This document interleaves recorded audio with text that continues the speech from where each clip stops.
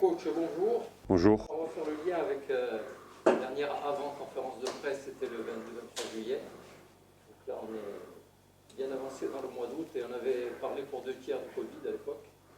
Est-ce que ça va être le cas également pour cet avant-match? Ben, je vais pas. On a fait le maximum pour avoir le plus de joueurs disponibles. Il faut vraiment insister et saluer le travail de toute la cellule médicale et des 3 prépas physiques qui ont fait un super boulot pour essayer de limiter la casse. Voilà. Cette reprise, concrètement, comment elle s'est passée, à la fois pour les joueurs qui n'ont pas été touchés par la Covid et aussi pour ceux qui sont revenus le plus tôt? Ben, on a appris au fur et à mesure qu'il y avait de plus en plus de cas de Covid jusqu'au moment où il a fallu qu'on cesse pendant une période pour arrêter la propagation du virus les entraînements collectifs. Pendant cette période-là, les joueurs pas touchés sont entraînés individuellement pendant 4-5 jours. Et après on a repris. À partir de cette période-là, les positifs se sont transformés au fur et à mesure en négatifs.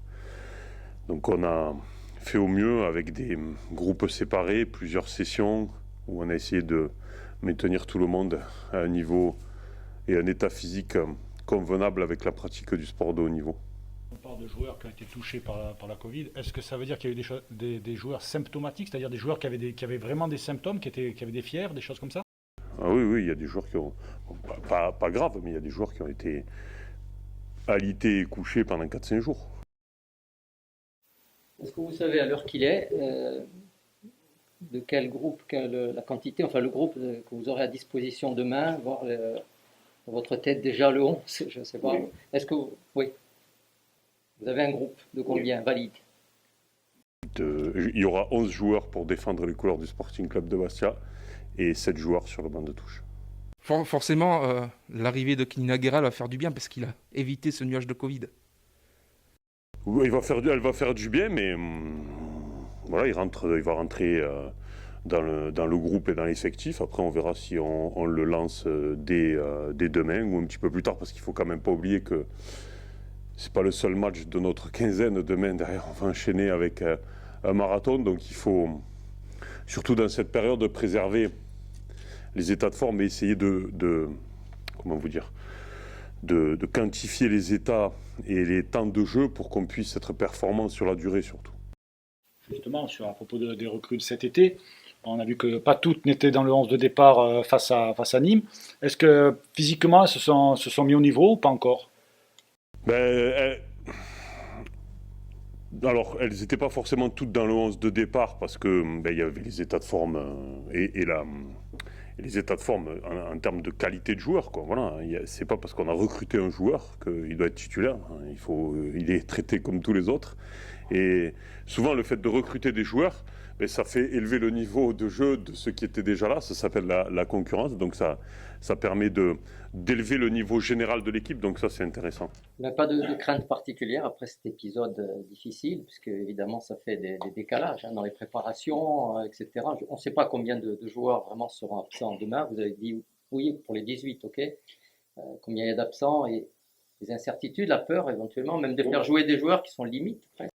On va prendre des risques, c'est obligatoire, hein, parce que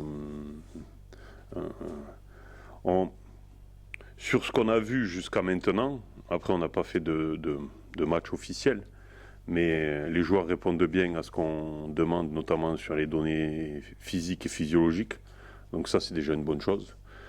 Après il va falloir voir sur un match ferme, entre guillemets, et surtout sur l'enchaînement qui va suivre. C'est ça le plus dangereux, on va dire, et inquiétant.